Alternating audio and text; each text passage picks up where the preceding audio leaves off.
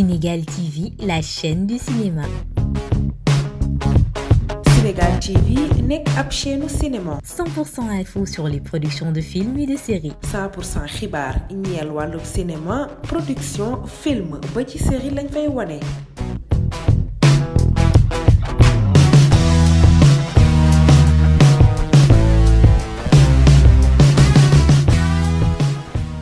Abonnez-vous sur notre chaîne ngir mën a am ay xibaar yu wér te wóor jëm ci wàllu 7e art di leen ñaan rekk ngeen abonné wu ci suñu chaîne YouTube.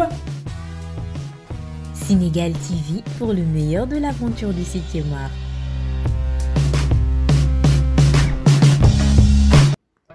Le cinéma dans le monde essaie de trouver ses beaux jours face à la situation pandémique qui prend en otage tous les amoureux des salles du cinéma.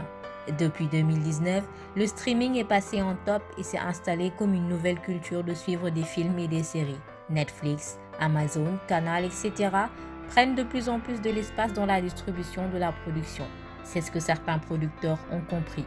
Alors que la fermeture des salles de cinéma pendant une grande partie de l'année 2020 avait obligé les distributeurs à revoir leur calendrier de sortie, une nouvelle vague de reports semble se profiler.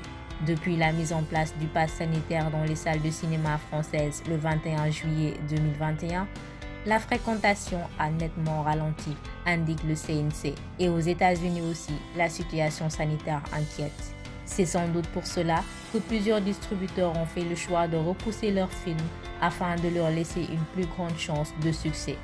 C'est notamment le cas de Qu'est-ce qu'on a fait au bon Dieu ou Top Gun 2 qui sortiront finalement en 2022.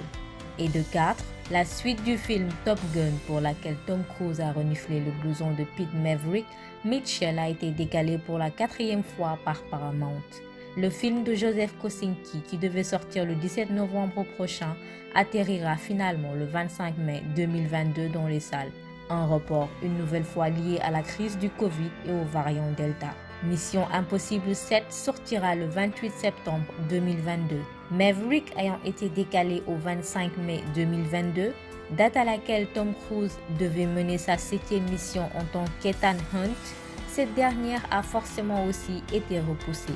Mission Impossible 7, toujours signé Christopher McQuarrie, débarquera donc dans les salles obscures le 28 septembre 2022.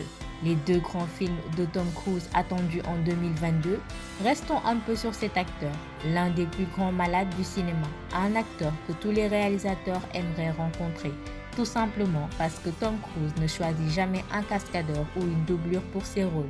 Il fait lui-même toutes les actions folles, inimaginables. Voici quelques extraits.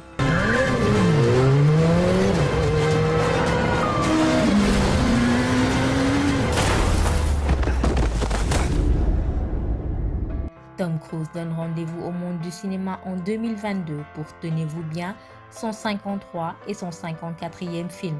L'acteur est bien en forme, toujours dynamique à l'âge de 59 ans. Film parlant, le cinéma chinois met le cinéma au service d'un public aveugle. Chaque samedi, Zhang Zhingsheng voyage 2 heures pour un rendez-vous cinématographique avec des amis, naviguant dans le métro déroutant de Pékin avec sa canne blanche et une carte parlante qui crie les directions sur son téléphone portable. Zhang a perdu la vue au début de la vingtaine en raison d'une maladie dégénérative.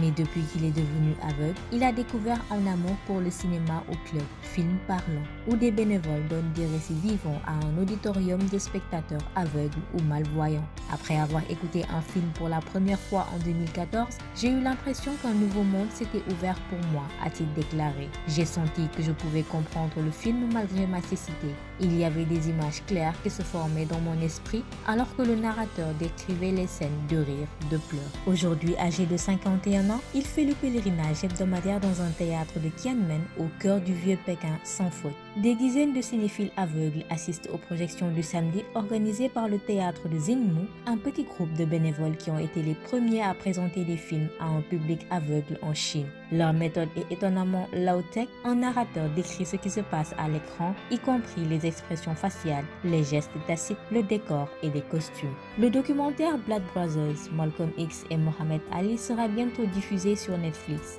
Un documentaire sur la relation entre Malcolm X et Muhammad Ali va bientôt sortir sur Netflix. Il sera intitulé Blood Brothers, Malcolm X et Muhammad Ali et sera adapté du livre de Randy Roberts et Johnny Smith, Blood Brothers, The Photo Friendship Between Muhammad Ali and Malcolm X.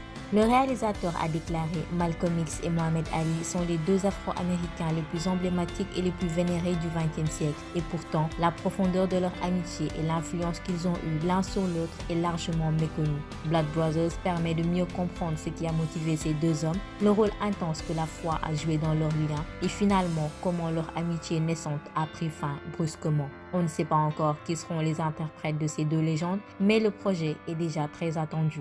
La star de The Wire, Michael K. Williams, retrouvé mort. L'acteur américain Michael K. Williams, surtout connu pour avoir joué dans la série dramatique de HBO The Wire, a été retrouvé mort dans son appartement new-yorkais. Il avait 54 ans. Les médias américains citent des sources policières disant qu'il est décédé des suites d'une surdose présumée de drogue. Cela n'a pas été officiellement confirmé.